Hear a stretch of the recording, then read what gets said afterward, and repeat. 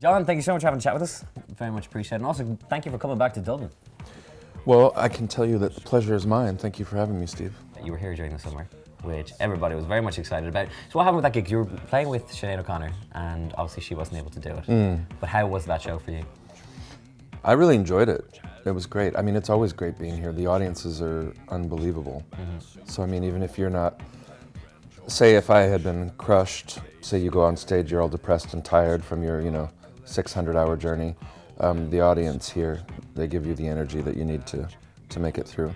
Sherry, Tina, Amy, and Rachel Dratch. Album's absolutely amazing, man. Absolutely Thank you. Class. Congratulations on it. Thank you.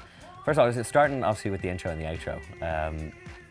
What's your knowledge of of the biblical world in that sense? Well, yeah, I mean, I definitely grew up with the Bible, so the thing about that verse, I think it's a great way to start your record because it's what I wanted, was the contrast between the human experience of love in my particular case and juxtaposed with that, the nice things in that verse. And love is kind, love is patient, love does not seek its own. I mean, these are all things that I'm sure all of us want in our relationships, and few of us have, You wouldn't consider yourself to be a religious person? I would say that I'm religious to some extent. I have trouble with, the way that it has been presented to me in my life. Yeah. So I definitely, it's something that it's probably one of the things that I avoid talking about these days, but I feel that there's something there. I have to get very simple in my definition of God when it comes to these things because it meant something very specific growing up for me, I really think you do need to break with whatever you were brought up with and figure it out for yourself. Yeah. And you can feel in the sound, anger, anxiety, all that sort of stuff. Is that something like when you kind of go into the record and you're putting it together, do you kind of know how you're going to express those initially, or are those things that kind of develop as you're writing it and as you're, I guess, in production? You experience the emotion and then you go about trying to express it. And I think I always describe it as a distillation process of bringing it down to the essential elements. That's cool. And just stripping away all the things that are superfluous. And do you constantly get surprised when people kind of come to you and they say, or do they even come to you and say, you speak the way that I speak, you say the things that I say? Yeah, people do say that sometimes, or people come up to me and say, you are me.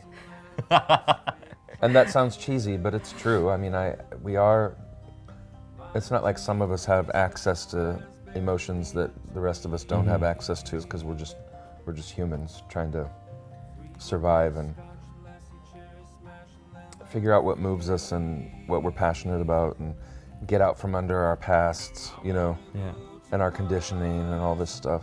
I was in Iceland earlier on in the year and I absolutely loved it, and it was something like literally within a half an hour of being there, I just was like, oh my God, this is amazing. So is that a holiday idyllic kind of view that I have of it, or is that something that continues as you live there and as you spend more time there? It continues. Yeah. Yeah, I enjoy living there. I think it's just that people have a lot of space there. People aren't up in each other's grill, if you will, in Iceland, and you can get away from people. I think that's the recipe for not freaking out. Yeah. At least it is for me. There's so many great things about living in the big city, but I mean, at this point in my life, at the age of 47, I like to have my space. And I'd like to be able to go outside and not encounter 6 million people in the first 3 seconds, Well, I'm glad it gives you the space and time and, I guess, a moment for thought that allows you to create records like this. So thank you so much for the chats. Really appreciate it. It's a pleasure. And January is going to be awesome. Caramel frappe, pineapple root beer. Black and white, Big Apple, Henry Ford, sweetheart, maple tea. I wanna go to Mars, where green rivers flow, and your sweet 16 is waiting for you after the show. I wanna go to Mars, you'll meet the Gold Dust Twins tonight. You'll get your heart's desire.